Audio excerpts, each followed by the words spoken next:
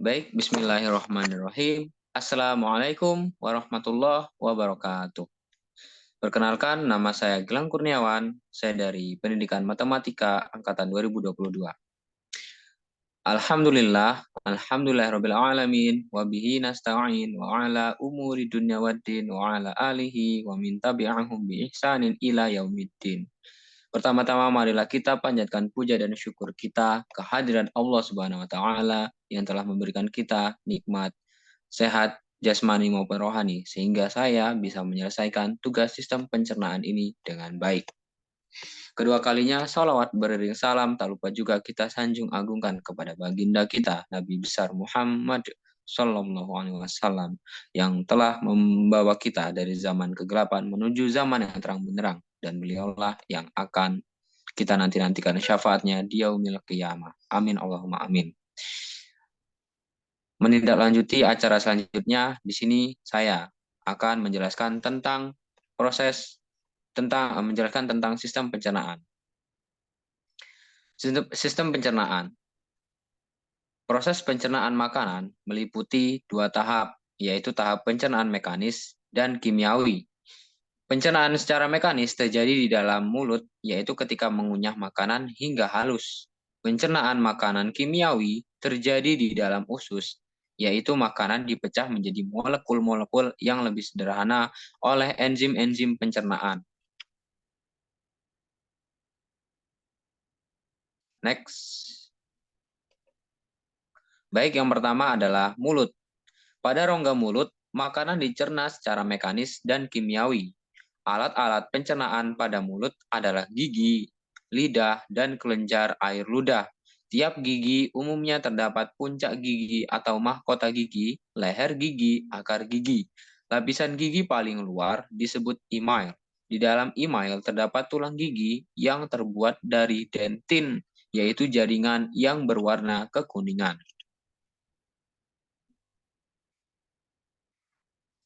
Oke, next. Selanjutnya, gigi. Lapisan luar akar gigi disebut sementrum atau semen gigi. Di dalam gigi terdapat rongga gigi atau pulpa. Rongga pada bagian dalam gigi berisi serabut saraf dan pembuluh darah. Gigi mulai tumbuh pada bayi ketika umur 6-7 bulan sampai 26 bulan. Gigi pada anak-anak disebut gigi susu. Gigi susu berjumlah 20 buah.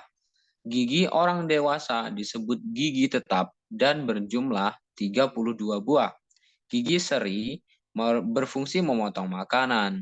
Gigi taring sebagai pengoyak dan gigi geraham sebagai pengunyah. Oke, next.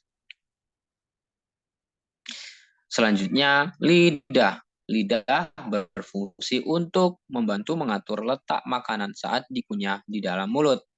Membantu menelan makanan, mengecap makanan, yaitu rasa asin, manis, pahit, dan masam. Selanjutnya, peka juga terhadap dingin, panas, dan tekanan. Ludah dihasilkan oleh 3 pasang kelenjar ludah yang dialirkan melalui saluran ludah yang bermuara ke dalam rongga mulut. Selanjutnya, kelenjar ludah. Ada 3 macam kelenjar ludah, yaitu kelenjar ludah parotid di dekat pelipis, kelenjar ludah rahang bawah, dan kelenjar ludah bawah lidah. Ludah mengandung air, lendir, garam, dan enzim petialin. Enzim petialin berfungsi mengubah zat tepung, amilum, menjadi gula, yaitu maltosa dan glukosa. Oke, next. Selanjutnya, kerongkongan. Kerongkongan merupakan saluran panjang sebagai jalan makanan dari mulut menuju ke lambung. Panjang kerongkongan kurang lebih 20 cm dan lebar kurang lebih 2 cm.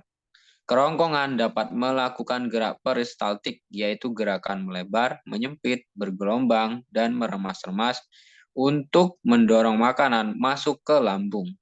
Selama di dalam esofagus, makanan tidak mengalami proses pencernaan.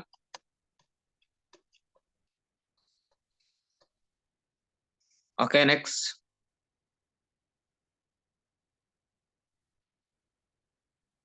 Next. Next, oi. Selanjutnya, perut. Lambung terletak di dalam rongga perut sebelah kiri di bawah sekat rongga badan. Lambung dapat dibagi menjadi 3 daerah, yaitu daerah kardiak, fundus, dan pilorus. Makanan dicerna secara kimiawi di dalam lambung. Lambung juga melakukan gerak peristaltik untuk mengaduk-ngaduk makanan. Di dalam dinding lambung, sebelah dalam terdapat kelenjar-kelenjar yang menghasilkan getah lambung. Getah lambung mengandung enzim lambung HCl dan beberapa enzim-enzim pencernaan. Asam lambung berfungsi untuk membunuh mikroorganisme dan mengaktifkan enzim pepsinogen menjadi pepsin. Pepsin merupakan enzim yang dapat mengubah protein menjadi molekul-molekul yang lebih kecil. Sedikit demi sedikit, makanan meninggalkan lambung menuju ke usus halus. Setelah 2-5 jam, lambung pun menjadi kosong. Selanjutnya, usus halus. Usus halus merupakan saluran pencernaan terpanjang yang terdiri dari 3 bagian, yaitu usus 12 jari duodenum, usus kosong jejunum, dan usus penyerapan ileum. Di dalam dinding usus 12 jari terdapat saluran dari kantung empedu dan pankreas. Pankreas menghasilkan getah pankreas. Getah pankreas mengandung enzim amilase, tripsinogen, dan lipase.